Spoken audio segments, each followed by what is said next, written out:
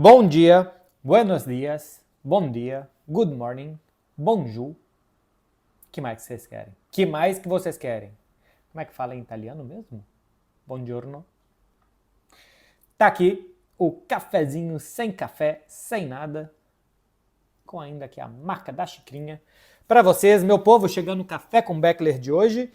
Como sempre, todos os quadros desse programa podem ter café, menos o Café com Beckler. A não ser que você seja uma marca de café e esteja interessado em anunciar aqui o seu cafezinho, eu faço questão de tomar todos os dias o seu café.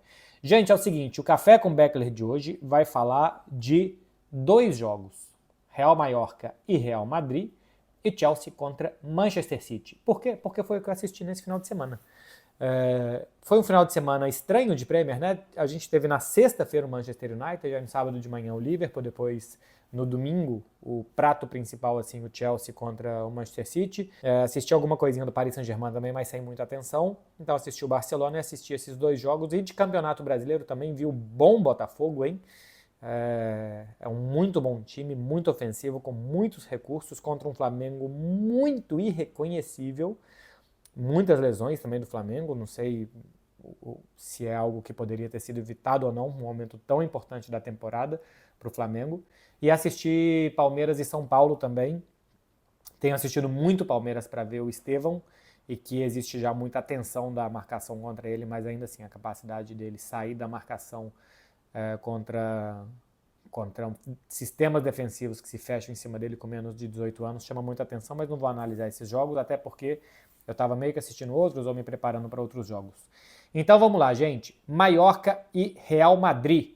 Aqui eu acho que tem algo que é curioso, que é o Mallorca dessa temporada quer jogar algo diferente do que fazia nas anteriores. Antes tinha o Javier Aguirre, técnico mexicano no comando, que era um técnico mais defensivo, de se fechar muito, bola para frente para um atacante ganhador de vida lá para tentar segurar, conseguir alguma coisa, jogadas de bola parada.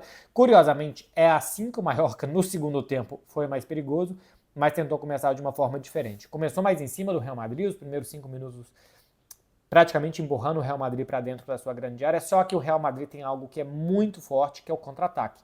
Tem uma jogada no início do jogo que o Mbappé faz praticamente de área em área, aí depois tem um toque muito sutil em cima dele, eu acho que ele já está sem força, sem equilíbrio, e acaba perdendo a jogada, mas assim, uma arrancada de 70 metros do Mbappé.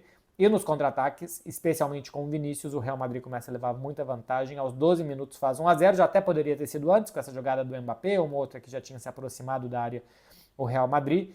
E aí acho que gera no Mallorca uma dúvida muito grande de fazer o que quer fazer essa temporada, jogar, ser um pouco mais protagonista, ter um pouco mais de bola no pé, ou correr o risco de jogar assim e tomar um 2-0 do Real Madrid. Porque o que os times médios e pequenos querem contra os grandes é chegar ao final do jogo vivo. Chegar ao final do jogo com alguma chance ainda de buscar algum resultado que não seja a derrota. E se toma um 2-0 para o Real Madrid, praticamente esgotaria essas chances do Mallorca. Então, o primeiro tempo, o Mallorca tem dúvidas depois do gol do Real Madrid, e essa dúvida faz com que o time não faça nenhuma coisa bem nem outra. Nem ocupe bem o campo de ataque, nem se defenda bem. E nisso o Real Madrid acho que teve muita vantagem no primeiro tempo, teve muito domínio, um domínio muito plácido, muito fácil do jogo, porque era o senhor do jogo. E aí eu acho que faltou fome ao Real Madrid, objetividade para matar o jogo. Algo que nem é tão normal do Real Madrid, né? O Real Madrid é um time que normalmente, quando tem as oportunidades, vai lá e não dá nenhuma chance do seu rival continuar vivo na partida. Não fez isso, não matou. Acho que em algumas jogadas teve um excesso de preciosismo do Real Madrid. Tem uma jogada que quase entra dentro do gol com a bola, que a jogada poderia ter sido terminada antes. E o segundo tempo eu percebi o Real Madrid mais cansado e o jogo mudou bastante. Antes de eu analisar o segundo tempo, tem um diálogo do Bellingham com o Mbappé antes de voltar para o segundo tempo, que é justamente o Bellingham pedindo ao Mbappé, e depois o Rodrigo e o Vinícius se juntam. É uma conversa, tá, gente? Não é uma bronca, não é nada disso. O Bellingham e o Vinícius se juntam ao Mbappé, o Rodrigo e o Vinícius se juntam ao Mbappé e o Bellingham, e eles concordam que o Real Madrid precisa terminar mais as jogadas. Porque se não termina, se você toca e erra um cruzamento, e erra um passe e gera um contra-ataque, faz com que especialmente os jogadores de meio campo tenham que voltar correndo muito rápido para trás, com muito sprint, ocupando muito rapidamente os espaços. Isso gera muito cansaço. E o Bellingham pedia, por favor, para que os caras terminassem a jogada, porque se o goleiro defende, se a bola vai para tiro de meta, existe uma lentidão na aproximação do jogo que gera menos cansaço nessa recomposição dos jogadores de meio. E o Bellingham pedia isso aos atacantes. Eu também acho que o Real Madrid demorava muito para terminar as jogadas e isso gerava um lá e cá, especialmente no final do primeiro tempo, que o Mallorca começou a ter um pouquinho mais de contra-ataques também, que era muito desgastante. Percebi o Real Madrid no final do jogo exausto, os jogadores, o que é muito normal, né? Início de temporada, foram jogar na Polônia na quarta noite, depois foram jogar em Maiorca, onde fazia muito calor, com umidade, no domingo à noite também, enfim, pouco tempo de descanso, de treino, mais viagem entre um jogo e outro. Era normal que o Real Madrid estivesse muito cansado, e estava. E o segundo tempo do Real Madrid foi ruim, na minha opinião. Não gerou muitos problemas, 2 jogadas do Mbappé, um corte para dentro, um chute que o goleiro pega bem, uma outra jogada individual que a bola não entra, e pouco mais do que isso. Vinícius estava muito bem marcado, o Rodrigo também tentou achar os espaços e não conseguiu, e o jogo terminou empatado 1-1 com o Mallorca no final do jogo tendo 2 contra-ataques e a sensação de que poderia vencer mais o Real Madrid. A sensação que deu é que no final do jogo o Mallorca estava mais perto do segundo do que o Real Madrid de marcar o gol da vitória. No primeiro tempo, o Pablo Maffeo, sempre ele, né? Sempre ele com o Vinícius, e normalmente o Pablo Maffeo batendo. Poderia ter sido expulso, porque pisa na panturrilha do Vinícius, não é com tanta força, e por isso eu acho que ele não foi expulso, porque tem a ação, mas não é com força, então é meio que uma raspada de pé para amarelo. Eu teria expulsado, eu acho que poderia ter sido vermelho, mas eu entendo que ali, pela falta de força na jogada, tenha se dado só o amarelo, mas eu teria expulsado. Acho que existe um erro da arbitragem, depois o do Mendy, aí sim, é com força no meio da perna do Muriqi, e ele é expulso com toda a razão. Algumas curiosidades táticas desse jogo. Essa foto que eu coloco na tela para vocês, isso aos 40 do segundo tempo, olha como estão os 3 atacantes completamente vigiados pelos defensores do Mallorca. Eu sei que a qualidade da foto não está boa, é simplesmente porque o meu aplicativo, vocês estão vendo aí, DAZN, o meu aplicativo não me permite fazer captura de tela, diferentemente de quando eu assisto o jogo em outro canal, em outro aplicativo que tem aqui, enfim, outros canais, outros aplicativos, outra plataforma, que me permite fazer o print screen.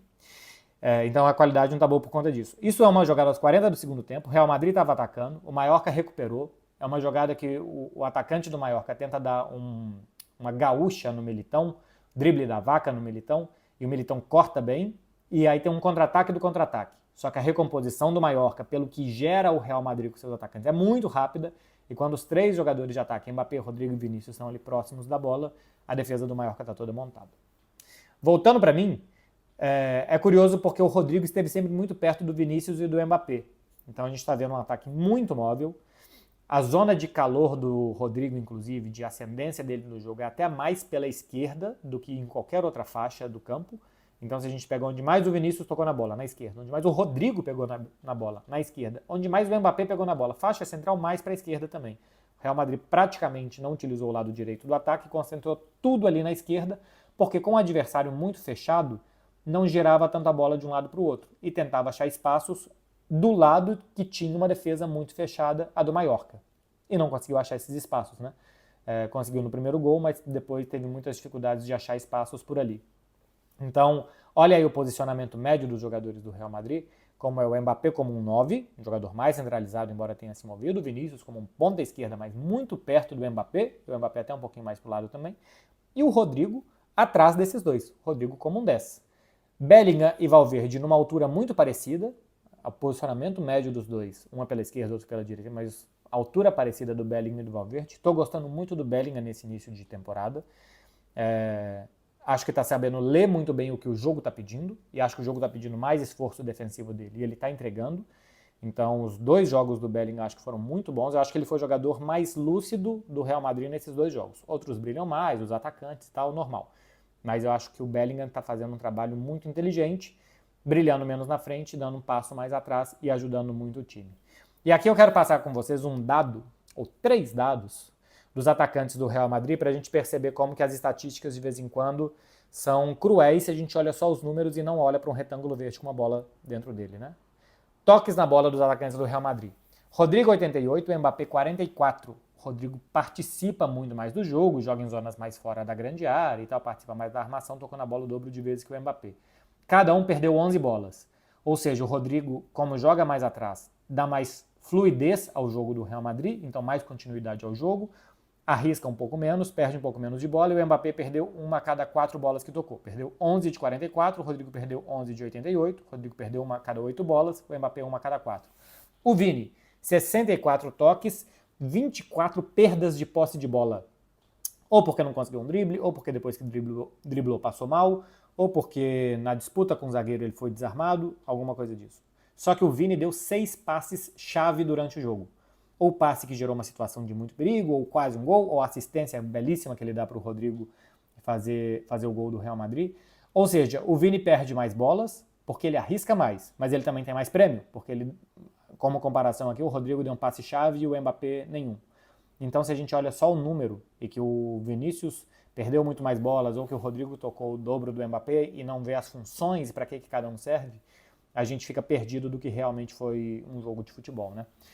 Então, o Vini é o jogador para arriscar. O Vini é o jogador que a hora que a bola chega nele é para acabar a jogada. Ou para ter uma jogada muito perigosa para o Real Madrid, ou ele vai perder a bola, vai acontecer alguma coisa e o rival até pode contra-atacar. Simplesmente como curiosidade aqui, de algo que se a gente olha só as estatísticas, a gente se perde no que é realmente o jogo. Chelsea e Manchester City, meu povo. O outro jogo que eu vou analisar para vocês. Só mais uma coisa de Real Madrid e Mallorca.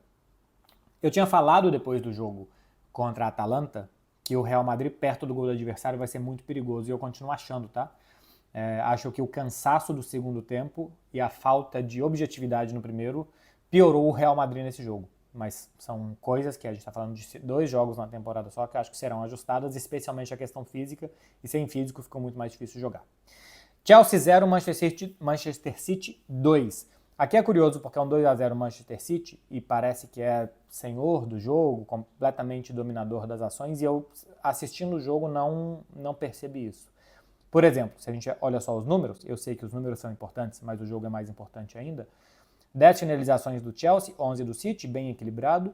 O XG, né, que é a possibilidade de gols, que é um muito bom parâmetro. O Chelsea teve 1.01 e o Manchester City 0.77, ou seja, apesar do City ter marcado mais, o Chelsea tinha mais chances de marcar por conta das finalizações que teve. Grandes chances criadas, uma para cada lado.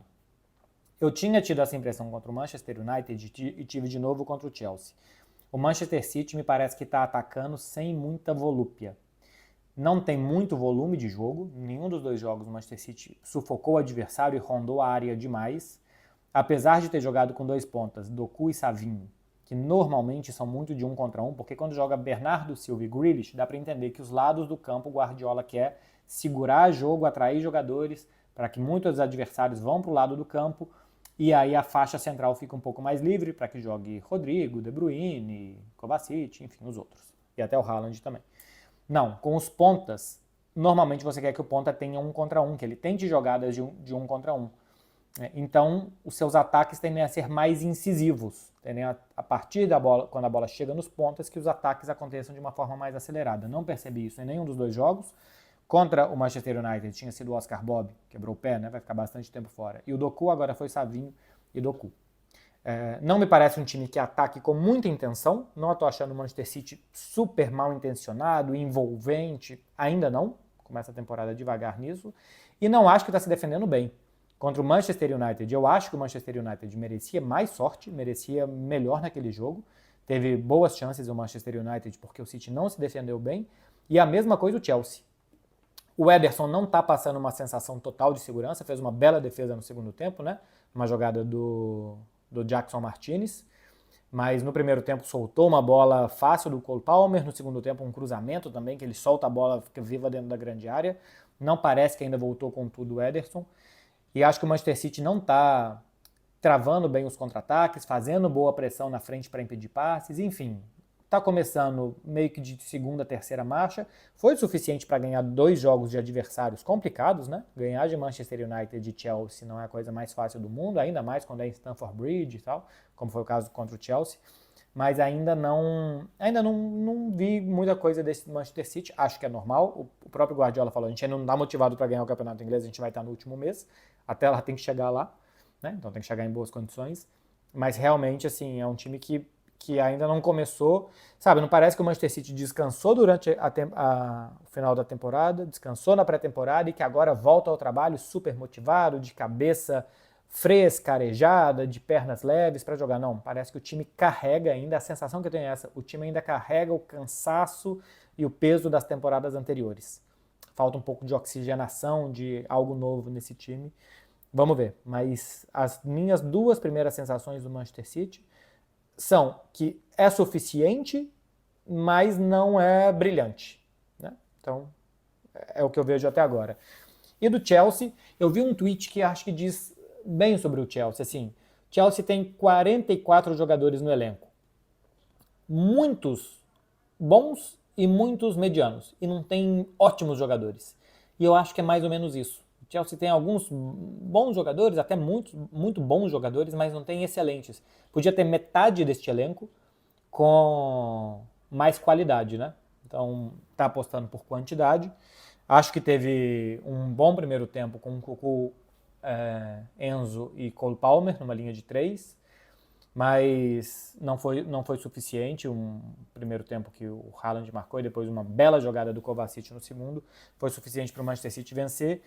Vamos ver, o Chelsea ainda gera muitas dúvidas, é início do trabalho do Maresca. Achei estranhíssimo que o Enzo Fernandes tenha sido capitão depois de tudo que ele fez, do pedido de desculpas, os caras falarem que aceitaram, e tudo bem, internamente pode estar tudo ótimo, mas que esse cara seja o eleito para representar o Chelsea como capitão, e capitania não é simplesmente um pedaço de pano no seu braço, capitania é algo sério, me parece uma má mensagem. Ou uma mensagem que está tudo resolvido, ok, a mensagem pode ser essa e eu estou interpretando errado, mas me parece uma má mensagem que este cara vai representar os jogadores que ele ofendeu tão gravemente recentemente, por mais que os próprios caras digam que está tudo certo e desculpado.